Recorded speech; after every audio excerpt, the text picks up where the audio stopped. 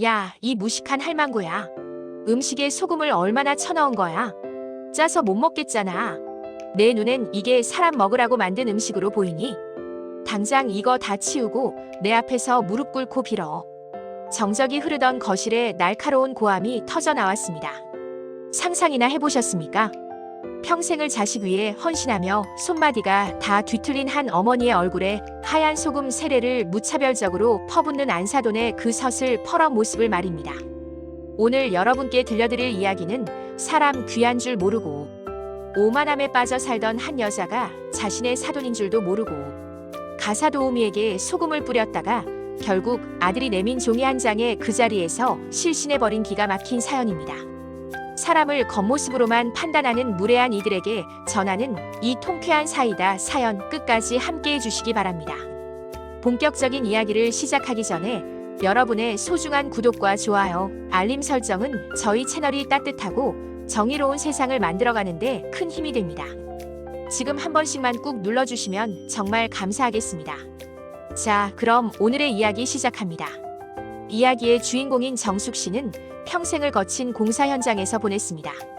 남편을 사고로 일찍 여의고 홀몸으로 어린 딸 지혜를 키우기 위해 그녀가 선택한 곳은 시멘트 가루가 날리고 쇳덩이가 굴러다니는 건설 현장이었습니다. 남들도 기피하는 한바집 주방에서 수백 명의 인부들을 위해 밥을 짓고 일이 끝나면 현장 주변의 폐철근을 정리하며 악착같이 돈을 모았습니다. 정숙 씨의 손목은 무거운 식자재를 나르느라 이미 만신창이가 되었고 무릎은 퇴행성 관절염으로 걸을 때마다 뼈가 부딪히는 소리가 날 정도였습니다. 하지만 그녀는 단 한 번도 자신의 고통을 딸에게 내비친 적이 없습니다. 오로지 내 딸 지혜만큼은 남들에게 무시당하지 않고 번듯하게 키우겠다는 일념 하나로 손톱 밑에 검은 때가 빠질 날 없는 세월을 견뎌왔습니다. 지혜는 그런 엄마의 등을 보고 자라며 명문대를 졸업했고 대기업 대리인 남편 민우를 만나 결혼에 골인했습니다. 정숙 씨는 이제야 한시름 놓았다고 생각했습니다. 하지만 결혼 생활은 예상치 못한 복병을 만났습니다. 지혜의 시어머니 조 여사는 이른바 강남 복부인 출신으로 사람의 재력과 집안 배경으로 등급을 매기는데 혈안이 된 사람이었습니다. 예, 너는 어쩜 그렇게 친정 엄마랑 똑같이 촌스럽니? 우리 아들이 뭐가 아쉬워서 그런 가난뱅이 집안이랑 엮였는지 지금 생각해도 잠이 안 온다. 조 여사는 지혜를 볼 때마다 이런 가시 돋친 말을 서슴없이 내뱉었습니다. 지혜는 친정엄마가 평생 고생하며 본인을 뒷바라지한 것을 알기에 그 모욕을 묵묵히 참아냈습니다. 하지만 정숙 씨는 딸이 시댁에서 그런 대접을 받고 있는 줄은 꿈에도 몰랐습니다. 그저 사위가 잘해주니 다행이라 여기며 이제는 본인도 조금 편안한 노후를 보내도 좋으련만 정숙 씨의 마음은 그렇지 못했습니다. 최근 사위 민우의 회사가 경영난으로 자금 사정이 좋지 않다는 소식을 전해들은 정숙 씨는 가슴이 철렁했습니다. 내 딸이 돈 때문에 시댁에서 눈치라도 보면 어떡하나. 내가 단돈 몇십만 원이라도 더 벌어서 지혜 손에 쥐어주면 그 집에서 기라도 좀 펴고 살지 않을까. 정숙 씨는 자신의 아픈 무릎보다 딸이 겪을지 모를 서러움이 더 걱정되었습니다. 그러던 어느 날 조 여사는 평소 부리던 가사도우미가 갑작스럽게 그만두자 인력사무소에 전화를 걸었습니다. 조 여사는 아주 고약한 주문을 넣었죠. 소장님, 이번에는 아주 순하고 말 잘 듣는 노인네로 좀 보내줘요. 고집 세고 비싼 사람 말고 내가 시키는 대로 굳은 일 다 하면서 일당은 좀 깎아줄 수 있는 그런 사람 있잖아. 세상 물정 모르는 사람으로 좀 알아봐줘요. 조 여사의 속셈은 아주 잔인했습니다. 기가 약한 도우미를 들여 며느리 지혜 앞에서 마음껏 하대하고 부려먹으면서 너희 친정 수준도 딱 이 정도 아니냐는 무언의 압박을 주려 했던 것입니다. 그런데 세상 운명의 장난은 여기서부터 시작되었습니다. 딸 지혜 몰래 파출 부위를 구하러 나갔던 정숙 씨가 하필이면 그날 그 인력사무소에서 조 여사의 집으로 배정을 받게 된 것입니다. 정숙 씨는 그 집이 딸의 시댁인 줄도 모른 채 그저 하루 일당을 벌 수 있다는 생각에 감사하며 주소지를 향해 걸음을 재촉했습니다. 혹시라도 일하는 도중에 딸을 마주칠까봐 혹은 누군가 자신을 알아볼까봐 커다란 마스크를 쓰고 수건으로 머리를 꽁꽁 싸매고 길을 나선 그 걸음. 그것이 결국 피눈물 나는 비극과 상상도 못할 반전의 시작이 될 줄은 정숙 씨 자신도 전혀 몰랐습니다. 정숙 씨가 주소지에 적힌 고급 아파트 현관 앞에 섰을 때만 해도 그녀는 그저 운이 좋은 날이라고만 생각했습니다. 강남의 금싸라기 땅에 세워진 이 거대한 성벽 같은 건물은 그녀가 평생을 보냈던 흙먼지 날리는 공사 현장과는 아예 공기부터 달랐습니다. 그녀는 혹여나 자신의 낡은 운동화에서 흙이라도 떨어질까봐 아파트 로비에서 신발 밑창을 몇 번이나 털어냈습니다. 그리고 마스크를 고쳤으며 스스로에게 다짐했습니다. 오늘 하루만 꾹 참고 열심히 하면 우리 지혜 이번 달 공과금이라도 보태줄 수 있다. 정수가 조금만 더 힘내자. 초인종을 누르자 인터폰 너머로 차가운 목소리가 들려왔습니다.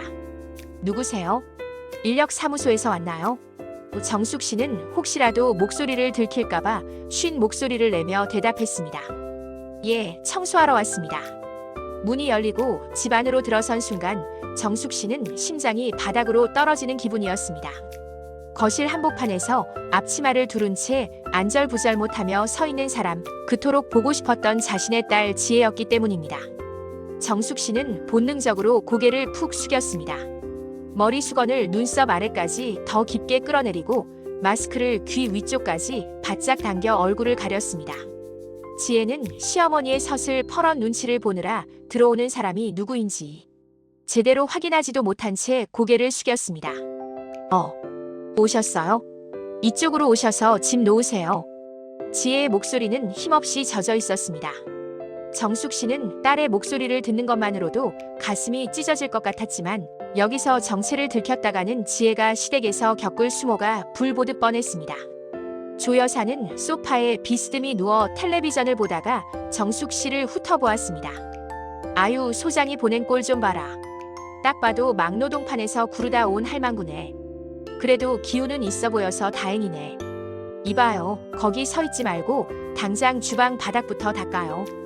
우리 며느리가 살림이 서툴러서 바닥에 기름때가 아주 가득하거든. 조 여사는 정숙 씨가 자신의 사부인이라는 사실은 꿈에도 모른 채 마치 짐승을 부리듯 삿대질을 해댔습니다. 정숙 씨는 아무 대꾸도 하지 않고 바닥에 무릎을 꿇었습니다. 평생 험한 일을 해온 그녀였지만 사돈댁 거실 바닥을 걸레질하는 마음은 공사 현장에서 무거운 자재를 나를 때보다 수만 배는 더 무거웠습니다. 걸레를 쥔 손이 바들바들 떨렸습니다.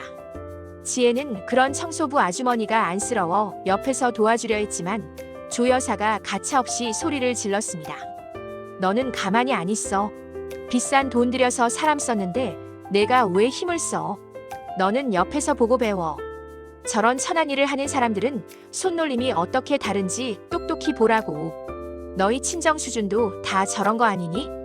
배우지 못하고 가진 거 없는 것들은 저렇게 몸이라도 써야 먹고 사는 법이야. 그 비수 같은 말들이 정숙 씨의 등 뒤로 사정없이 쏟아졌습니다. 천한 일이라니요. 정숙 씨는 그 천한 일로 모은 돈을 한 푼도 허투루 쓰지 않고 지혜의 등록금을 내고 지혜의 결혼 자금을 보탰습니다. 정숙 씨는 입술을 꽉 깨물었습니다.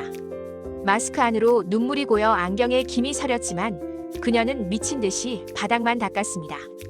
지혜가 자신의 눈물을 볼까봐, 지혜가 자신의 굽은 손마디를 알아챌까봐 오직 바닥에만 시선을 고정했습니다. 지혜는 거실 구석에서 어깨를 들썩이며 울음을 참고 있었습니다. 시어머니의 폭언보다 더 괴로운 것은 낯선 청소부 아주머니에게서 느껴지는 묘한 기시감이었습니다. 구분 등 익숙한 걸레질 솜씨, 그리고 무엇보다 그녀가 걸친 낡은 조끼는 작년 겨울 엄마에게 선물했던 것과 너무나 비슷했습니다. 하지만 지혜는 차마 확인하지 못했습니다. 엄마가 왜 이런 곳에 있겠어? 엄마는 지금 집에서 쉬고 계실 거야. 지혜는 스스로를 다독이며 애써 고개를 돌렸습니다. 조 여사는 정숙 씨의 침묵을 복종으로 오해했는지 갈수록 수위가 높은 명령을 내리기 시작했습니다. 청소 다 끝났으면 저기 베란다 창틀까지 싹 닦아요. 그리고 이따가 우리 아들 오면 저녁상 차릴 거니까 국 좀 끓여두고. 간은 똑바로 맞춰요. 지난번에 우리 며느리가 끓인 국은 맛이 없어서 하수구에 다 버렸으니까. 정숙 씨는 거친 숨을 몰아쉬며 베란다로 향했습니다. 70층 높이의 고층 아파트, 유리창 너머로 보이는 서울 풍경은 아름다웠지만 정숙 씨에게는 그저 딸을 가둔 거대한 감옥처럼 느껴질 뿐이었습니다. 정숙 씨는 창틀을 닦으며 속으로 몇 번이나 되뇌었습니다. 오늘만 참자. 오늘 일당만 받아서 나가면 다시는 이 근처에도 오지 않으리라. 그러나 운명은 정숙 씨를 그렇게 곱게 보내줄 생각이 없었습니다. 저녁 무렵 퇴근한 사위 민우가 현관문을 열고 들어오면서 이 비극적인 상황은 걷잡을 수 없는 방향으로 흘러가기 시작했습니다. 저녁 시간이 다가오자 집안에는 숨막히는 긴장감이 감돌았습니다. 정숙 씨는 떨리는 손으로 식사 준비를 시작했습니다. 메뉴는 소고기 미역국과 몇 가지 밑반찬이었습니다. 미역국은 딸 지혜가 생일 때마다 가장 좋아하던 음식이었습니다. 정숙 씨는 평생 한바집에서 수천 명의 밥을 지어온 솜씨를 발휘해 딸이 시어머니에게 타박받지 않도록 온 정성을 다해 국을 끓였습니다. 고기를 볶고 미역을 정성껏 치대어 뽀얀 국물을 우려내는 동안에도 정숙 씨의 눈은 자꾸만 주방 한 구석에서 고개를 숙이고 있는 지혜를 향했습니다. 드디어 현관문이 열리고 사위 민우가 퇴근했습니다. 민우는 집안 분위기가 평소보다 더 험악함을 직감하고 주방 쪽을 살폈습니다. 어머니, 새로 오신 아주머니세요? 조 여사는 민우의 코트를 받아들며 콧노래를 불렀습니다. 그래, 우리 아들 고생하는데 집이라도 깨끗해야지. 내가 오늘 아주 싹싹한 사람으로 골랐다. 며느리 친정처럼 구질구질한 사람 말고 일 하나는 끝내주게 하는 사람으로 말이야. 민우는 어머니의 말에 인상을 찌푸리며 지혜의 안색을 살폈습니다. 지혜는 이미 하얗게 질린 얼굴로 식탁에 수저를 놓고 있었습니다. 정숙 씨는 민우가 주방으로 들어오자 가슴이 철렁 내려앉았습니다. 민우는 지혜보다 눈치가 빨랐고 무엇보다 정숙 씨를 친어머니처럼 따랐던 사위였으니까요. 정숙 씨는 국 냄비에 얼굴을 파묻다시피 하며 식탁으로 음식을 날랐습니다. 얼굴을 가린 수건이 땀에 젖어 축축했지만 벗을 엄두조차 내지 못했습니다.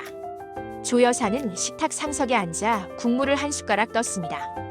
그런데 국물을 입에 넣자마자 조 여사의 얼굴이 험악하게 일그러졌습니다. 에그머니나, 이게 뭐야? 왜 이렇게 짜? 너 지금 나 골탕 먹이려고 일부러 소금 때려 부었니? 아니면 너희 집안은 원래 이렇게 천박하게 짜게 먹는 거야? 사실 국의 간은 완벽했습니다. 하지만 조 여사는 오늘 하루 종일 며느리 앞에서 청소부를 부려먹으며 얻은 우월감을 마지막까지 폭발시키고 싶었던 것입니다. 아니요, 사모님. 간이 맞을 텐데. 정숙 씨가 조심스럽게 변명하며 고개를 숙였습니다.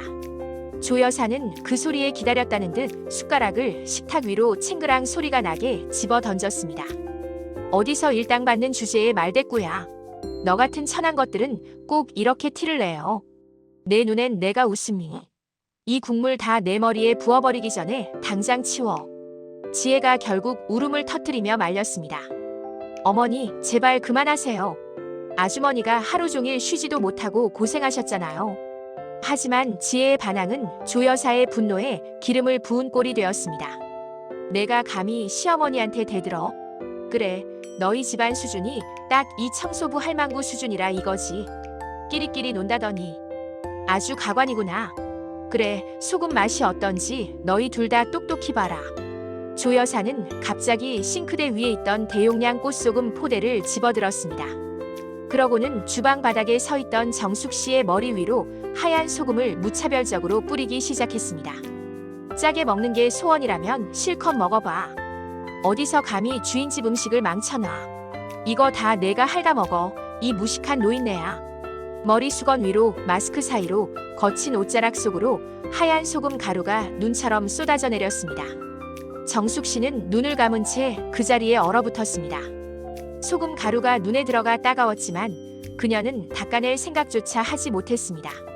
머릿속이 하얘졌고 오직 내 딸이 이 비참한 광경을 실시간으로 보고 있다는 사실만이 송곳처럼 가슴을 찔렀습니다.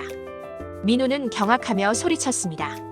어머니, 지금 제정신이세요? 사람한테 이게 뭐 하시는 짓입니까? 민우가 급히 정숙 씨에게 다가가 소금을 털어주려던 순간이었습니다. 정숙 씨의 옷소매가 거쳐 올라가며 그녀의 손목이 드러났습니다.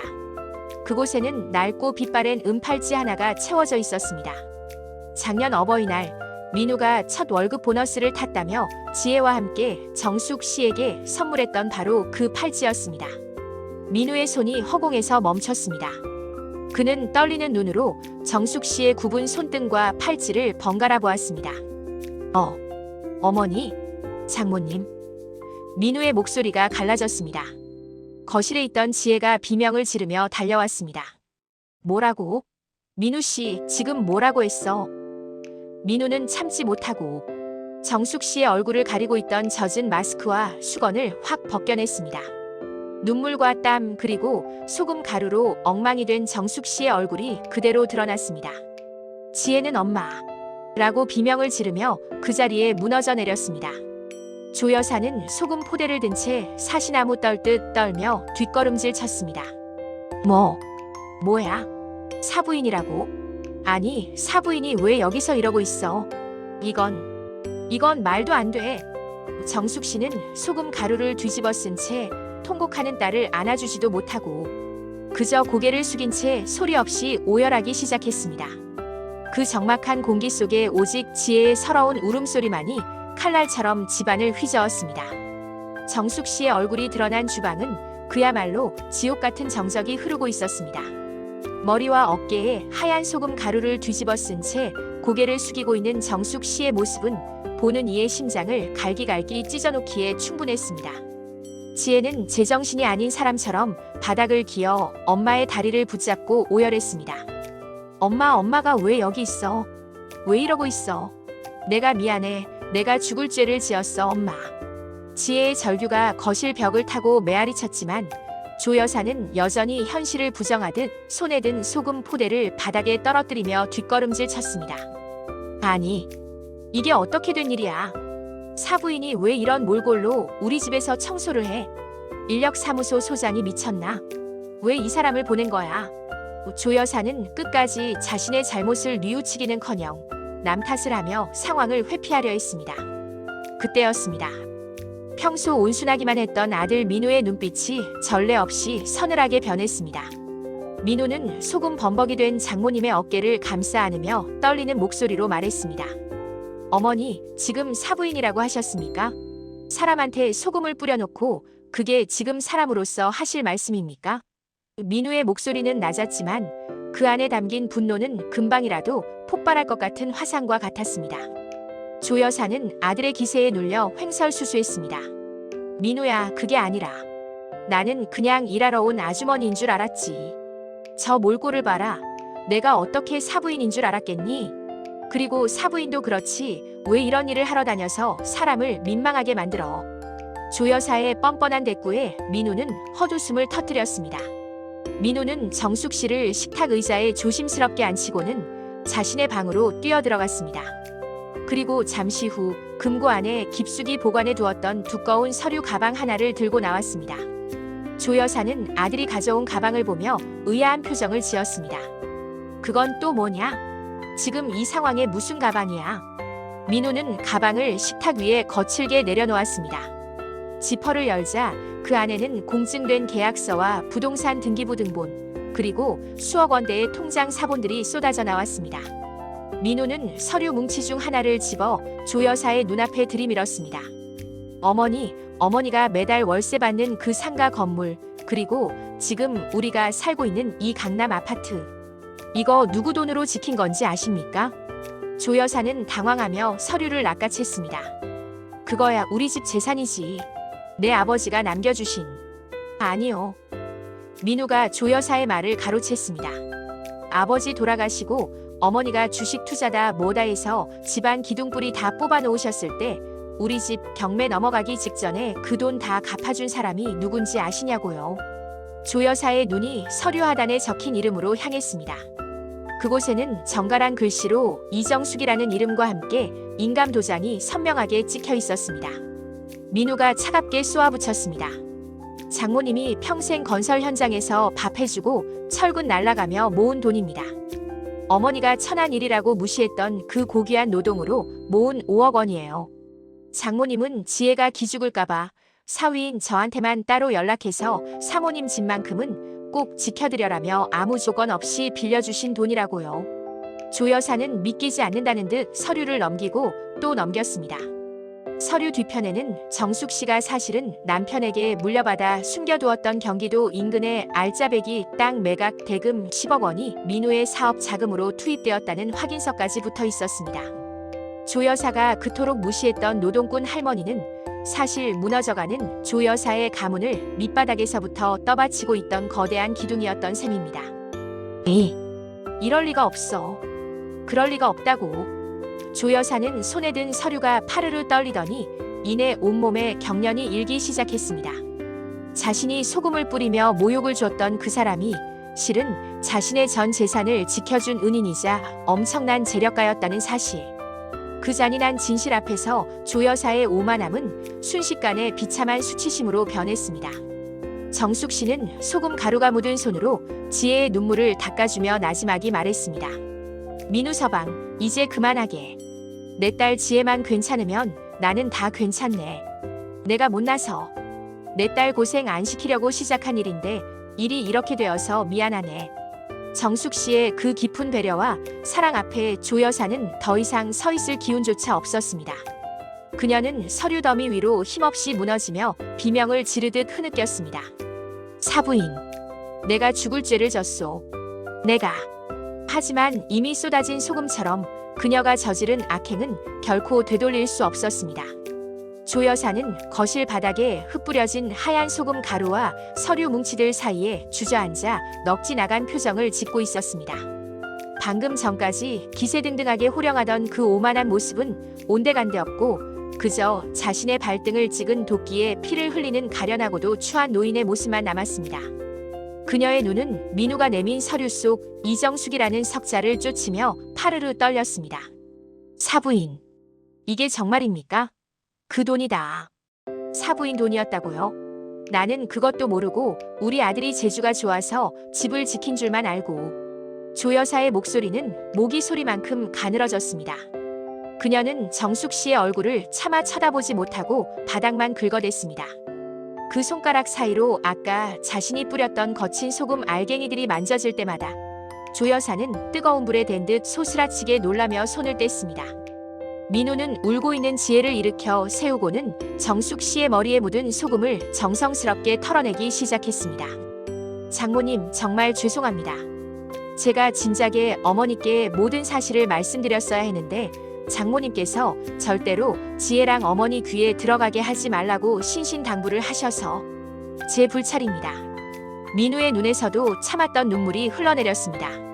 정숙 씨는 오히려 사위의 손을 꼭 잡으며 인자하게 웃어 보였습니다. 아니네, 민우 서방. 자네가 내 딸을 그만큼 아껴주니 내가 고마워서 한 일인데 무슨 불찰인가. 다만 나는 우리 사부인께서 이렇게까지 사람을 마음 아프게 하실 줄은 몰랐네. 돈이 있고 없고를 떠나서 사람 사는 세상에 이래서는 안 되는 거 아닌가 싶네. 정숙 씨의 나지막한 꾸짖음은 조 여사의 가슴에 비수처럼 꽂혔습니다. 조 여사는 무릎을 꿇은 채 정숙 씨의 발치로 기어왔습니다. 사부인, 내가 미쳤었나 봅니다. 눈앞에 돈밖에 안 보여서 사부인이 얼마나 고귀한 분인지 몰라보고 내 입이 10개라도 할 말이 없습니다. 제발 저를 용서해 주십시오. 조 여사는 자신의 뺨을 수차례 내리치며 통곡했습니다. 하지만 지혜는 그런 시어머니의 모습이 가증스럽기까지 했습니다. 지혜는 눈물을 닦으며 시어머니 앞에 당당히 섰습니다. 어머니, 이제 연기 그만하세요. 돈의 정체를 알고 나니 이제야 무서우신가요? 그동안 저한테 그리고 저희 친정 엄마한테 하셨던 그 모진 말들, 소금보다 더 짜고 매웠던 그 독설들. 저는 죽을 때까지 잊지 못할 거예요. 민우 씨, 나 결심했어. 나 이 집에서 더는 못 살아. 엄마 모시고 나갈 거야. 민우도 단호하게 고개를 끄덕였습니다. 지혜야, 미안하다. 나도 더 이상은 어머니의 이런 그릇된 가치관을 받아들일 수 없어. 어머니, 이 집이랑 상가, 장모님께 빌린 돈 다 청산하고 처분하겠습니다. 남은 돈으로 작은 집 구해드릴 테니 거기서 혼자 자숙하며 지내세요. 저랑 지혜는 장모님 모시고 떠나겠습니다. 조 여사는 아들의 폭탄 선언에 실신할 듯 소리를 질렀습니다. 민우야, 내가 어떻게 나한테 이러니? 내가 너를 어떻게 키웠는데? 사부인, 제발 말려주세요. 내가 다시는 안 그러겠습니다. 조 여사는 정숙 씨의 옷자락을 붙잡고 늘어졌지만 이번만큼은 정숙 씨도 단호했습니다. 그녀는 조 여사의 손을 조용히 떼어내며 말했습니다. 사부인, 세상이 다 그런 것이 아니라고 생각하며 살아왔지만 이번 일로 저도 배운 게 많습니다.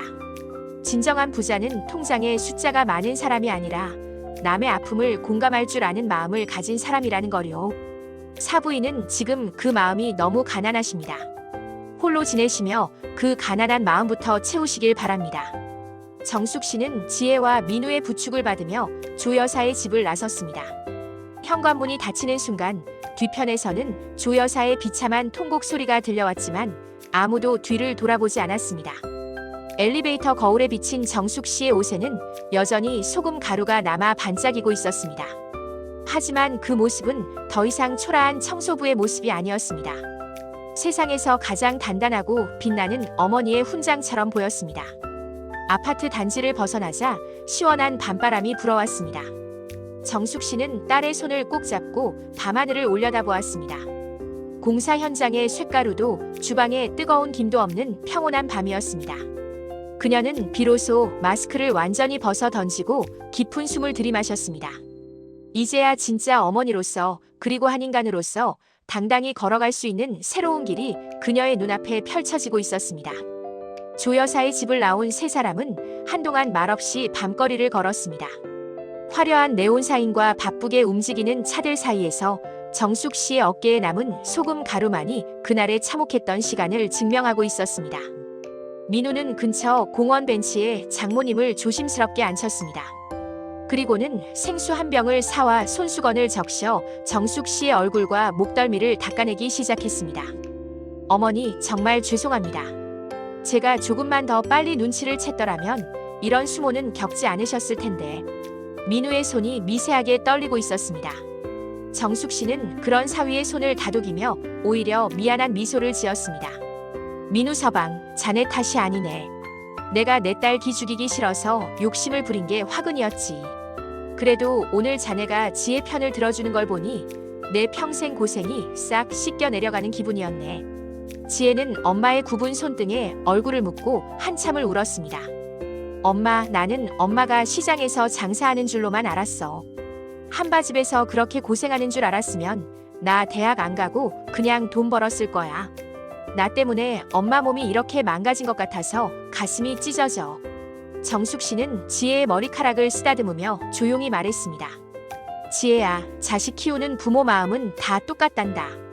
너 공부시키고 시집 보낼 수 있어서 엄마는 그 험한 공사장 먼지도 달콤하게 느껴졌어. 세상이 다 그런 것이 아니겠니? 다들 그렇게 서로를 지탱하며 사는 거란다. 민우는 그날 밤 바로 결단을 내렸습니다. 조 여사에게 빌려 지켰던 재산들을 정리하기 위한 절차에 들어갔습니다. 사실 민우는 그동안 어머니 조 여사의 비뚤어진 허영심 때문에 남모르게 괴로워해왔습니다. 이번 사건은 민우에게도 큰 각성이 되었습니다. 그는 조 여사가 거주하던 아파트와 상가 건물을 처분하여 정숙 씨에게 원금을 돌려주기로 했습니다. 그리고 남은 자금으로 조 여사가 지낼 수 있는 서울 외곽의 작고 소박한 빌라 한 채를 마련했습니다. 조 여사는 처음엔 길길이 날뛰며 아들을 원망했습니다. 내가 어떻게 나한테 이럴 수 있니? 내 체면이 뭐가 되겠어. 하지만 민우의 태도는 단호했습니다. 어머니, 체면보다 중요한 게 인간에 대한 예의입니다. 장모님께 저지른 잘못을 씻으려면 평생을 반성해도 부족합니다. 이제는 남의 시선이 아니라 본인의 내면을 들여다보며 사세요. 민우의 단호한 모습에 조 여사는 결국 고개를 숙일 수밖에 없었습니다. 며칠 뒤 정숙 씨는 지혜 부부와 함께 조그만 전원주택으로 이사를 했습니다. 평생 흙먼지와 시멘트 가루 속에서 살았던 정숙 씨를 위해 민우가 특별히 준비한 곳이었습니다. 마당에는 정숙 씨가 좋아하는 채소를 심을 수 있는 작은 텃밭이 있었고 거실 창으로는 따스한 햇살이 가득 들어왔습니다. 정숙 씨는 이사 첫날 깨끗하게 세탁된 앞치마를 두르고 지혜와 민우를 위해 따뜻한 밥상을 차렸습니다. 식탁 위에는 더 이상 소금 세례의 공포도 모욕적인 언사도 없었습니다. 오직 정성 가득한 음식의 온기와 서로를 향한 존중만이 가득했습니다. 정숙 씨는 밥을 먹다 말고 문득 지혜의 손을 잡았습니다. 지혜야, 엄마는 요즘 꿈을 꾸는 것 같아. 내 인생에 이런 날이 올 줄은 몰랐거든. 지혜는 엄마의 손을 맞잡으며 환하게 웃었습니다. 엄마, 이제 시작이야. 우리 그동안 못한 거 다 하고 살자. 세 사람이 함께하는 식탁 위로 평화로운 저녁 노을이 내려앉았습니다. 정숙 씨는 비로소 깨달았습니다. 진정한 복수는 악을 악으로 갚는 것이 아니라 내가 사랑하는 사람들과 함께 보란듯이 행복해지는 것이라는 사실을 말입니다. 그녀의 굽은 손가락 사이로 흐르는 시간은 이제 더 이상 고통이 아닌 치유와 희망의 무늬로 채워지고 있었습니다. 정숙 씨가 떠난 강남의 화려한 아파트는 이제 조 여사에게 거대한 감옥이 되었습니다. 민우가 재산을 정리하는 동안 조 여사는 매일같이 거실 바닥을 내려다보며 헛구역질을 했습니다. 아무리 깨끗이 닦아내도 발바닥에 까칠한 소금 알갱이가 밟히는 것만 같은 환각에 시달렸기 때문입니다. 자신이 뿌린 소금이 자신의 발목을 잡는다는 게 어떤 기분인지 조 여사는 비로소 뼈저리게 느끼고 있었습니다. 결국 조 여사는 아들 민우가 마련해준 서울 외곽의 낡고 소박한 빌라로 거처를 옮겼습니다. 사모님 소리를 들으며 비단옷만 걸치던 그녀에게 좁고 낡은 그 집은 참을 수 없는 굴욕이었습니다. 하지만 더 견디기 힘든 것은 냉담하게 돌아선 아들의 마음과 자신을 쳐다보지도 않는 며느리 지혜의 빈자리였습니다. 집안을 가득 채우던 가사도우미도 아부하던 이웃들도 사라진 고요한 방 안에서 조 여사는 태어나서 처음으로 자신의 손으로 밥을 안 치고 설거지를 했습니다. 그릇을 닦을 때마다 거친 수세미에 손등이 쓸려 나갔고 조 여사는 그때마다 정숙 씨의 뒤틀린 손가락과 구분 등을 떠올렸습니다. 사부인은 이 고된 일을 수십 년을 하고도 그 돈을 나를 위해 내놓았는데 나는 그 얼굴에 소금을 뿌렸구나. 뒤늦은 후회가 파도처럼 밀려왔지만 이미 엎질러진 물이었고 쏟아진 소금이었습니다. 고독이라는 형벌은 조 여사의 오만을 천천히 깎아내고 있었습니다. 한편 정숙 씨의 전원주택 마당에는 새로운 생명이 돋아나고 있었습니다. 평생 남의 집 주방과 공사 현장 바닥만 닦던 정숙 씨는 이제 자신의 땅을 일구기 시작했습니다. 무릎이 좋지 않아 쪼그려 앉는 게 힘들었지만 흙을 만지는 기분은 시멘트 가루를 만질 때와는 비교도 할 수 없을 만큼 평온했습니다. 상추를 심고 고추 모종을 올리며 정숙 씨는 땅이 주는 정직한 보상에 감동했습니다. 엄마, 힘들지도 않아. 좀 쉬면서 해. 지혜가 시원한 보리차를 들고 마당으로 나오며 걱정스레 말했습니다. 정숙 씨는 밀짚 모자를 고쳤으며 환하게 웃었습니다. 지혜야, 힘들긴.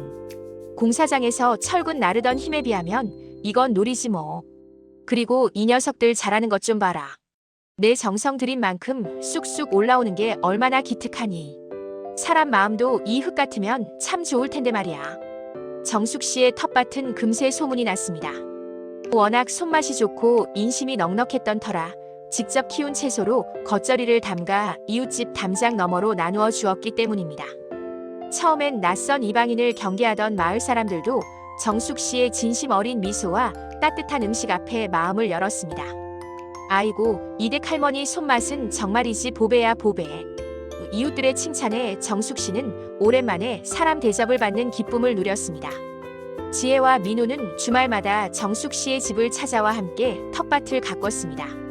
민우는 양복 대신 작업복을 입고 장모님 곁에서 삽질을 배웠고 지혜는 엄마와 나란히 앉아 채소를 다듬으며 그동안 못다한 수다를 떨었습니다. 돈과 배경으로 맺어진 위태로운 관계가 아닌 서로의 땀방울과 진심으로 맺어진 진짜 가족의 풍경이 그 작은 마당에서 완성되고 있었습니다. 어느 날 저녁 정숙 씨는 마당에서 딴 풋고추를 된장에 찍어 먹으며 지혜에게 물었습니다. 지혜야, 내 시어머니는 요즘 어떻게 지내신다니? 지혜의 얼굴이 잠시 굳어졌지만 정숙 씨는 딸의 손을 따뜻하게 잡았습니다. 세상이 다 그런 것이 아니란다. 누구나 실수를 하고 누구나 모질어질 때가 있지. 그 사람도 지금쯤은 자신이 지은 죄의 무게를 온몸으로 견디고 있을 게야. 미워하는 마음도 결국엔 내 마음을 멍들게 하는 법이니 너무 깊게 담아두지는 말거라. 정숙 씨의 너른 품은 상처받은 딸의 마음까지 치유하고 있었습니다. 소금 세례를 받았던 그 치욕의 순간조차 정숙 씨는 인생이라는 커다란 밭을 일구기 위한 걸음으로 삼고 있었습니다. 그녀의 구분 등 위로 쏟아지는 햇살은 이제 더 이상 고단함의 증거가 아니라 모진 풍파를 견뎌낸 나무만이 가질 수 있는 숭고한 영광처럼 빛나고 있었습니다. 평화롭던 전원 생활에도 예상치 못한 파동이 찾아왔습니다. 어느 비 내리는 오후 마당의 채소들을 살피던 정숙 씨에게 민우 서방의 다급한 전화 한 통이 걸려온 것이었습니다. 조 여사가 혼자 지내던 빌라 화장실에서 뇌경색으로 쓰러진 채 발견되었다는 소식이었습니다. 발견이 조금만 늦었더라면 생명이 위험했을 수도 있었으나 다행히 정기적으로 방문하던 요양보호사의 신고로 고비를 넘겼다는 내용이었습니다. 전화를 끊은 정숙 씨의 손이 가늘게 떨렸습니다. 곁에서 그 모습을 지켜보던 지혜는 굳은 표정으로 엄마의 어깨를 감싸 안았습니다. 엄마 걱정하지 마. 민우 씨가 병원에 가 있으니까 괜찮을 거야. 그리고 그 사람 자업자득이야. 우리가 신경 쓸 일 아니야. 지혜의 말투는 차가웠지만 눈동자는 흔들리고 있었습니다. 평생을 모욕당했던 기억이 여전히 딸의 가슴속에서 시퍼런 멍으로 남아있었기 때문입니다. 하지만 정숙 씨의 마음은 복잡했습니다. 그녀 역시 그날의 소금 세례를 생각하면 지금도 머릿속이 아찔해지곤 했습니다. 자신의 얼굴에 쏟아지던 그 차갑고 거친 알갱이들, 그리고 그보다 더 차가웠던 안사돈의 눈빛을 어찌 잊을 수 있겠습니까? 그러나 정숙 씨는 평생 거친 현장을 누비며 배운 인생의 진리가 하나 있었습니다. 미움이라는 불길은 결국 나 자신을 먼저 태우고 나서야 멈춘다는 사실이었습니다. 지혜야, 병원에 한번 가보자꾸나. 정숙 씨의 말에 지혜는 펄쩍 뛰었습니다. 엄마, 정신 차려. 그 여자가 엄마한테 어떻게 했는데? 소금 뿌리고 무릎 꿇으라고 소리 지르던 사람이야. 병문안은커녕 얼굴도 보기 싫어. 지혜의 분노는 정당했습니다. 그러나 정숙 씨는 묵묵히 겉옷을 챙겨 입었습니다. 세상이 다 그런 것이 아니란다, 지혜야. 악을 악으로 갚으면 그 악의 고리는 누가 끊겠니? 그 사람도 이제는 가질 것 다 잃고 홀로 병상에 누워있을 텐데 가서 얼굴이라도 비추는 게 사람 된 도리 아니겠니? 결국 지혜는 엄마의 고집을 꺾지 못하고 차를 몰아 병원으로 향했습니다. 병원 복도에는 민우가 초췌한 모습으로 앉아 있었습니다. 민우는 장모님을 보자마자 고개를 숙이며 눈물을 흘렸습니다. 어머니, 오지 마시지. 정말 면목이 없습니다. 정숙 씨는 사위의 거친 손을 잡으며 다독였습니다. 괜찮네, 민우 서방. 사람 목숨보다 귀한 게 어디 있겠나. 좀 어떠신가? 조 여사는 중환자실에서 일반 병실로 옮겨져 있었지만 오른쪽 마비가 와서 말도 제대로 못하는 상태였습니다. 병실 문을 열고 들어선 순간 정숙 씨의 눈에 들어온 것은 화려했던 강남 사모님의 모습이 아니었습니다. 머리카락은 푸석하게 빠져있고 눈동자는 초점을 잃은 채 천장만 응시하는 가련한 노파의 모습뿐이었습니다. 정숙 씨가 침대 곁으로 다가가자 조 여사의 시선이 천천히 옮겨졌습니다.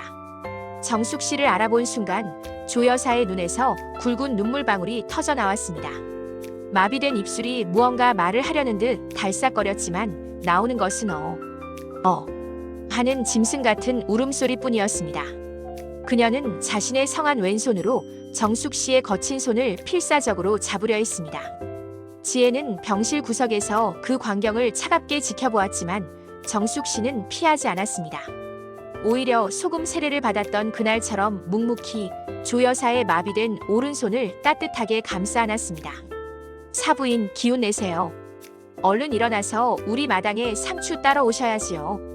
정숙 씨의 담담한 위로에 조 여사는 아이처럼 소리내어 울기 시작했습니다. 그 울음은 참회였을까요? 아니면 두려움이었을까요?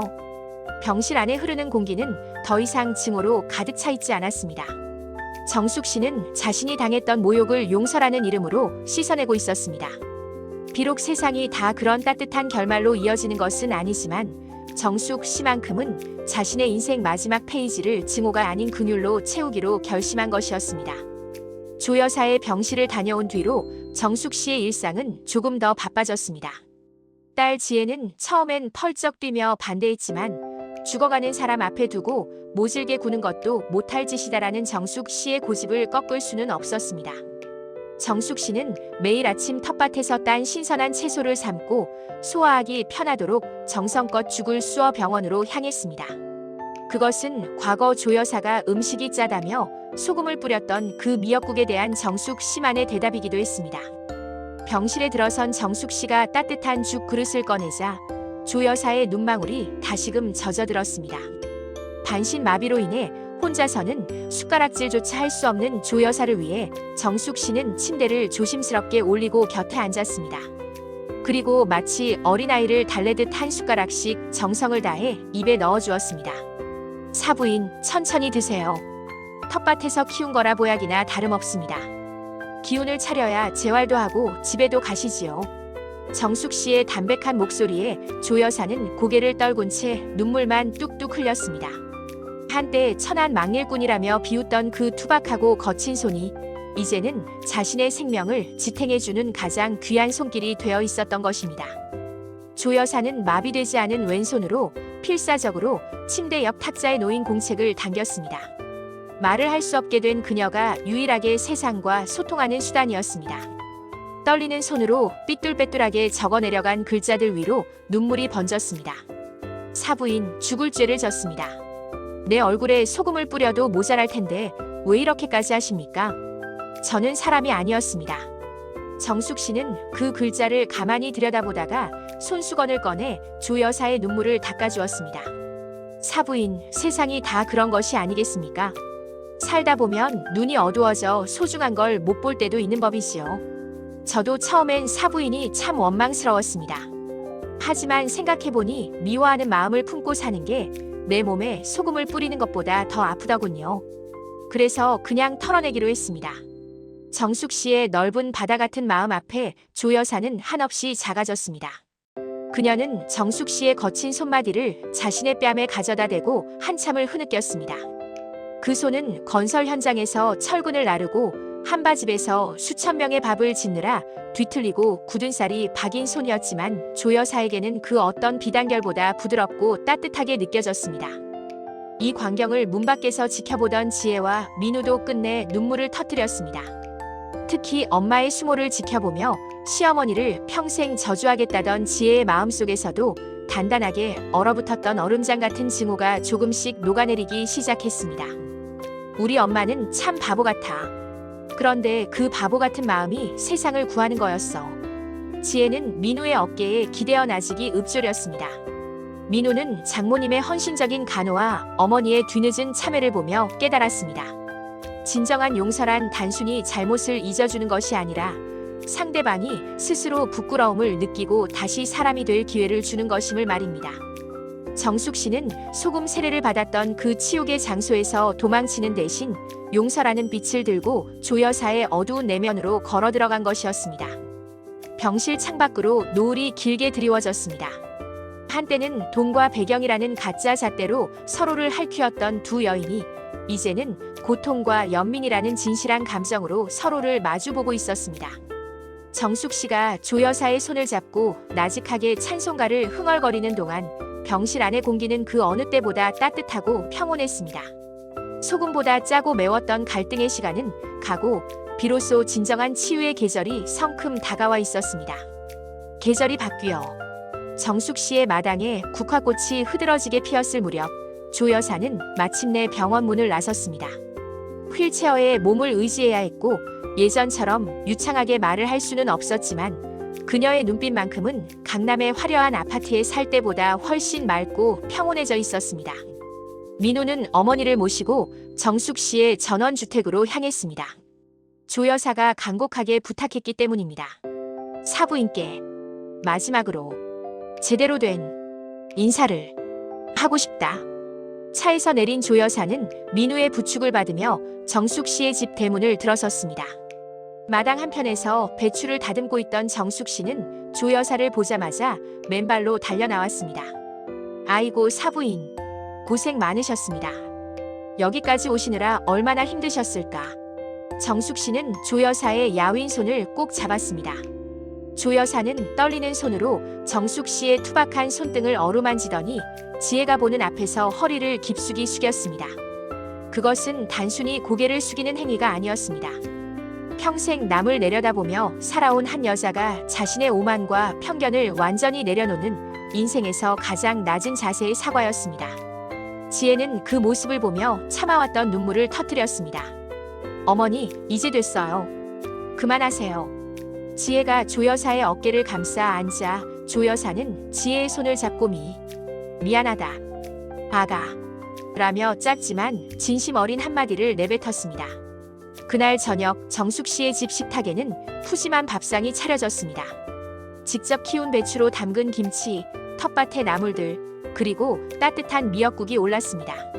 1년 전 소금 세례로 아수라장이 되었던 그 비극적인 식탁과는 전혀 다른 풍경이었습니다.